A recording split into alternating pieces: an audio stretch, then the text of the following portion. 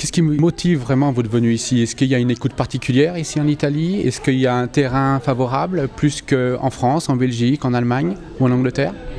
Déjà, il y a eu à la faveur de Expo Milan un intérêt manifesté par la Chambre de commerce, puis certaines autorités italiennes.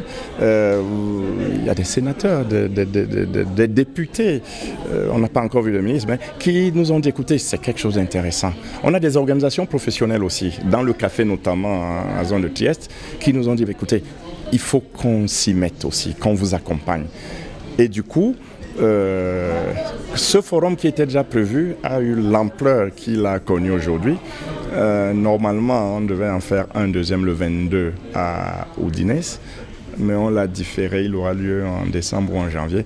2 autres sont prévus, entièrement pris en charge par les organisations professionnelles italiennes, parce que je crois qu'ils ont intérêt à ce qu'il y ait du café, qu'il y ait du cacao pour leurs industries, pour leur marché qui est toujours plus demandeur. Donc c'est du gagnant-gagnant. Est-ce que vous pouvez imaginer que cet événement soit reproduit? Est-ce qu'on peut imaginer un tour New Generation en Europe, par exemple? L'idée nous est venue grâce aux Italiens, je l'avoue, au-delà de l'Europe.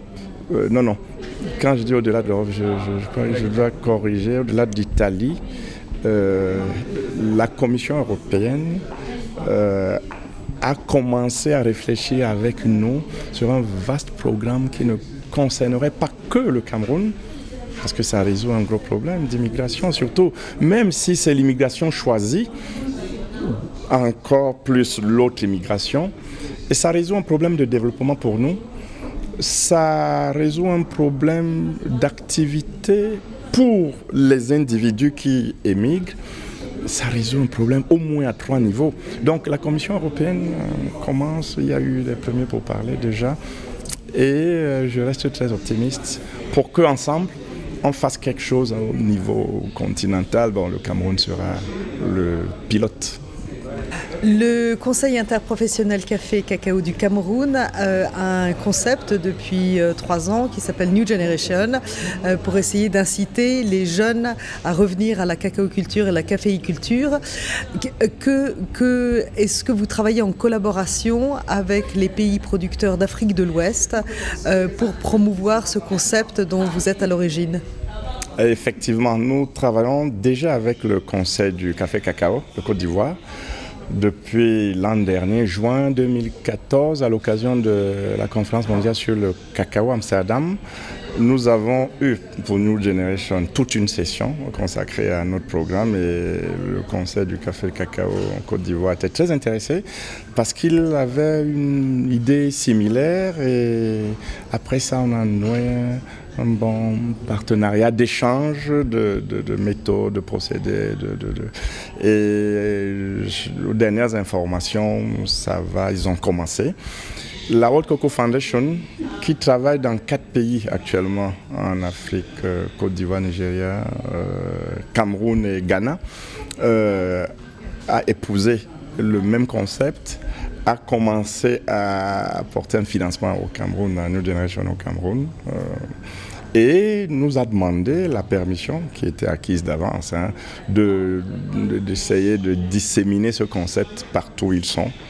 Aux dernières nouvelles, là également, au Ghana, ça va commencer. Au Nigeria, très probablement, c'est un grand État, les décisions ne se prennent pas très rapidement. Donc, ça prend. Mais au-delà de ces pays, au Togo également, et le Togo, nous avons la chance d'être dans une grande association du café, la CRAM. Et New Generation est un des programmes inscrits dans l'agenda de la CRAM, qui est l'objet d'une requête de financement au niveau de l'Union européenne. Donc au Togo également, quelque chose va se mettre en place dès la semaine prochaine. En Guinée, vous avez éventuellement quelque chose? Ils veulent... En Guinée équatoriale. En Guinée équatoriale, ils sont intéressés, les décisions tardent à se prendre, mais bon, de temps en temps, ils nous disent oui, ça vient, bon, nous restons en contact, comme on dit chez nous. Mais quel serait l'intérêt pour le Cameroun que ces autres pays producteurs, éventuellement des concurrents, se mettent à dynamiser leur filière? Ou est-ce qu'il y aurait une synergie africaine à l'égard des jeunes? C'est plutôt une synergie. Je crois que la synergie qu'il faut voir. On n'est pas concurrents. Nous sommes en situation de déficit de l'offre de cacao. On n'a donc pas de concurrence, au contraire, il faut qu'on se tienne la main. Nous développons de plus en plus notre coopération sud-sud. Ça, c'est une idée qui est venue du Cameroun, on la partage avec d'autres. La Côte d'Ivoire est plus avancée au niveau de la recherche cacaoyère et caféière. Pour le café, par exemple, la Côte d'Ivoire est en train dans le cadre d'un partenariat au sein de la CAM, nous aider à mieux développer, à mieux multiplier la semence, parce qu'ils font la semence du robuste, à ce que nous ne savons pas faire. Voilà, c'est des échanges fructueux. Je crois que c'est gagnant-gagnant, c'est sans arrière-pensée, au contraire. C'est plutôt dans une synergie qui profite à tout le monde. Et c'est tant mieux, hein. Nous devons travailler l'unité africaine dans les matières premières, cacao, café. Si nous pouvons montrer la voie et l'exemple, c'est tant mieux pour tout le reste et pour toute l'Afrique. Votre argumentaire pour attirer les jeunes vers la cacaoculture et caféiculture, ce sont des prix élevés. Mais nous savons très bien que les prix sont cycliques dans les matières premières. Alors que se passera-t-il lorsque les prix baisseront ? Ils font la diversification d'entrée de jeu. Ils ne comptent pas que sur le cacao. Donc lorsque les prix baisseront, comme je dis, si le cacao est un navire amiral, il y aura un autre navire amiral. Le cacao ne sera pas détruit parce qu'il y a d'autres ressources, d'autres sources de revenus venant d'autres produits. Et je pense que fondamentalement que c'est ça la durabilité. Diversifier les sources de revenus, ne pas être en situation précaire à cause d'un aléa, d'un produit unique dont on dépendrait. Quels sont les produits agricoles qui sont les plus intéressants à l'heure actuelle, hormis le café et le cacao, mais qui sont les plus intéressants pour les producteurs à l'heure actuelle, les plus rémunérateurs? Nous parlons des petits producteurs et c'est le manioc industriel, très demandé. Maïs aussi? Je ne connais pas trop le marché du maïs, mais vu la forte demande de farine de manioc pour l'industrie pharmaceutique, alimentaire et autres, la demande est si forte que 100 usines devraient s'installer pour commencer à la satisfaire. Vous avez parlé de coopération sud-sud. Est-ce qu'il y aurait une coopération aussi avec l'Amérique latine, l'Asie ? Avec l'Amérique latine, oui, pour le café, avec le Cameroun. Nous avons signé il y a 2 ans un partenariat avec le Brésil. Brésil-Cameroun, c'est vraiment un projet au début, secteur privé, mais il est devenu un projet gouvernemental vu son ampleur. À telle enseigne que l'agence brésilienne de coopération ABC est partenaire, d'ailleurs c'est lui le financier de ce programme. Il consiste en quoi? C'est une coopération entre les instituts de recherche. Le Brésil est le premier producteur mondial, ce n'est pas pour rien. C'est une coopération entre les organisations de transformateurs. Le Brésil est le 2e consommateur mondial de café, ce n'est pas pour rien. Donc, nous avons beaucoup à gagner à travailler avec le Brésil. Et en plus, au Brésil, il y a des sociétés, des équipementiers qui sont parmi les meilleurs au monde. Je crois que c'est pour ça qu'ils sont aussi numéro 1. Et ces équipementiers, notamment Pinalens, est très impliqué dans cette coopération Cameroun-Brésil. Quelles sont vos priorités pour 2016? Quel est votre agenda? La priorité des priorités, s'il fallait une seule action au CICC, New Generation bien sûr, mais nous venons d'inscrire le CICC, tout le CICC, dans un programme ou dans une démarche que nous appelons la professionnalisation.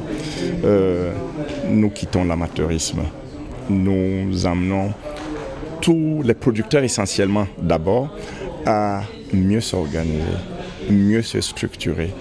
Ça nécessite beaucoup de formation, mais il faut cela maintenant, autrement nous travaillons pour rien. Donc la mayonnaise a pris, nous avons de plus en plus d'organisations de producteurs, de coopératives qui répondent à nos critères de professionnalisation et ces organisations, nous les accompagnons, et on a toujours une carotte quelque part, nous les accompagnons en les équipant par exemple d'un matériel de post-récolte. Nous construisons des centres, comme ça nous les appelons, hein, des centres d'excellence de traitement post-récolte pour le cacao par exemple. Hein. C'est des centres où il y a des fermenteurs, gros fermenteurs en cascade, c'est trois bacs, et des séchoirs qui marchent au feu de bois, mais qui ont été améliorés, qui sèchent actuellement trois fois plus vite que les anciens séchoirs sans moi,